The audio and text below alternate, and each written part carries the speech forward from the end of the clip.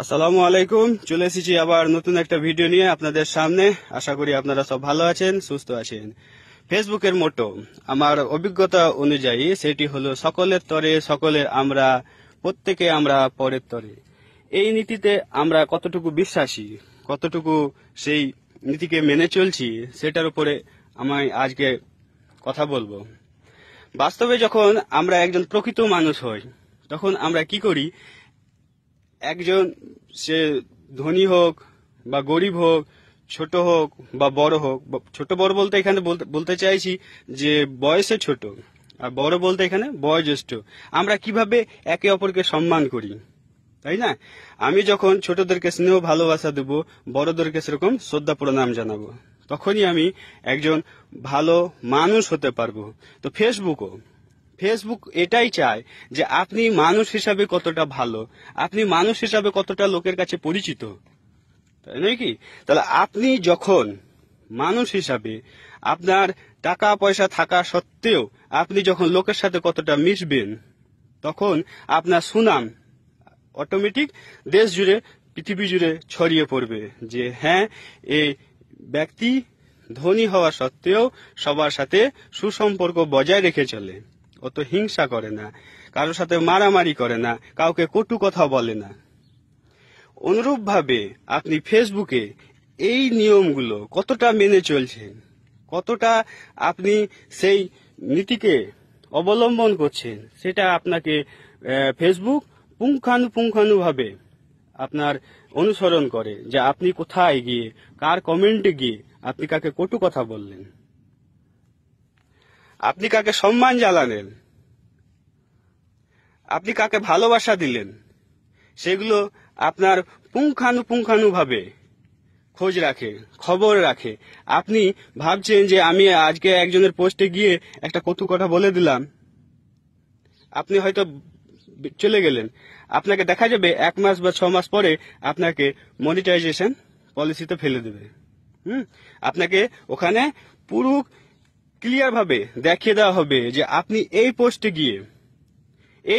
গিয়ে হ্যাঁ, আপনি এই পোস্টে গিয়ে এই কমেন্ট করেছিলেন, আপনাকে পলিসি ইস্যুতে ফেলে দেবে।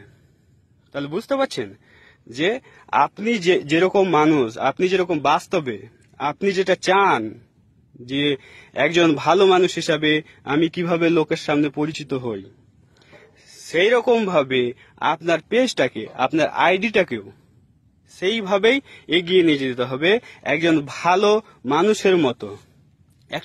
একজন সুস্থ স্বাভাবিক মানুষ যেভাবে চলে, আপনাকে আপনার পেজটিকে, আপনার আইডিকে সেইভাবে এগিয়ে নিয়ে যেতে হবে।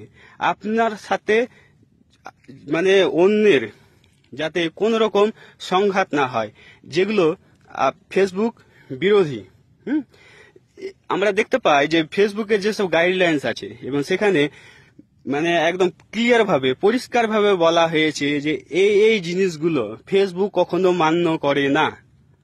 হ্যাঁ, আপনি এখন কোনো একটা ঘটনা ঘটেছে, যেরকম হয়তো কোনো দাঙ্গা হোক, হ্যাঁ, মারামারি হোক, সেখানে রক্তপাত হয়েছে, আপনি এই পোস্টগুলো করেন, দেখেন আপনার সাথে সাথে সেই পোস্টটাকে ও ব্লক করে দেবে।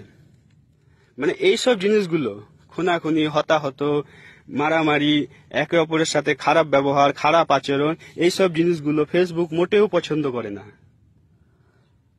মানে আপনি বাস্তবে একজন প্রকৃত মানুষ যেভাবে, আপনাকে সেইভাবে ফেসবুকও আপনার আইডিটাকে দেখবে যে হ্যাঁ, এই আইডিটা প্রকৃতভাবে কতটা স্বচ্ছ, কতটা নিয়ম কানুন মেনে চলে।